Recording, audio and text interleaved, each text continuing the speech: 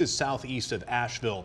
This has been a life-threatening situation unfolding there through the day. The National Weather Service said earlier that dam is at risk of breaching, and this is along the Broad River at the base of Sugarloaf Mountain, southeast of Asheville and Rutherford County, where they've had so much rain and mudslides and landslides as well. There are 3,000 people who live downstream from the Lake Lure Dam, and they have been told to evacuate, get to higher ground right away. You can see that immense amount of water rushing through the dam as they continue releasing water, hoping that relieves pressure on the dam and it does not breach.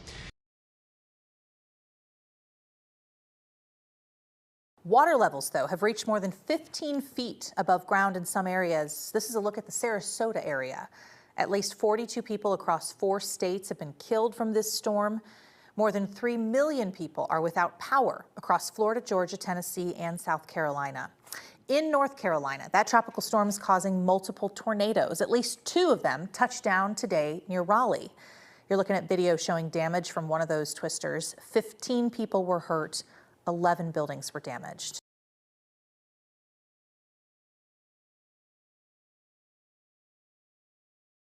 Florida, overwhelming first responders. Rescues along the East Coast from Florida to South Carolina.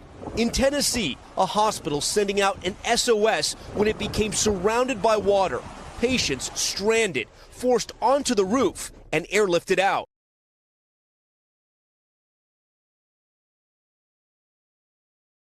Helene made landfall on Florida's Gulf Coast, but the impact stretching 1,000 miles across 15 states, killing dozens.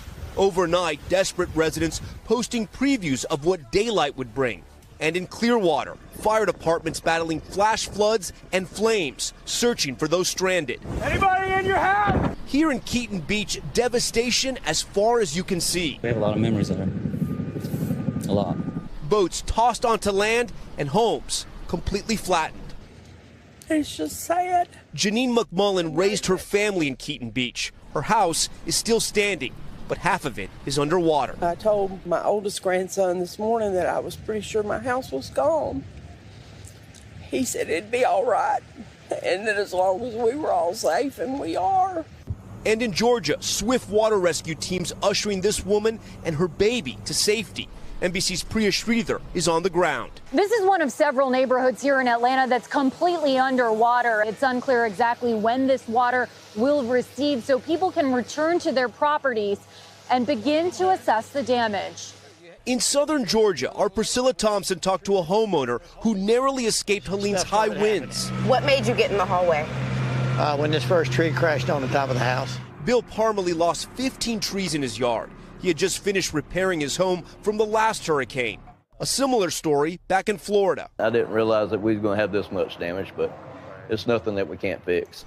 Paul Millard's business was destroyed for the second time in just 13 months. It really hit me in the heart, to be honest with you. We worked so hard to bring this building where it is, and to see this happen again. The worst flood we've ever had. I've been here 41 years, and I've never seen it this bad. And 24 to 36 hours ago, we were in a severe drought. And I just watched my business of 41 years float away. All right, let's go to Tom now, live from Keaton Beach. Tom, some have truly lost everything. Yeah, Lester, take a look behind me here. You have boats on top of homes. And tonight we have our drone over Keaton Beach. You can see the extent of the damage.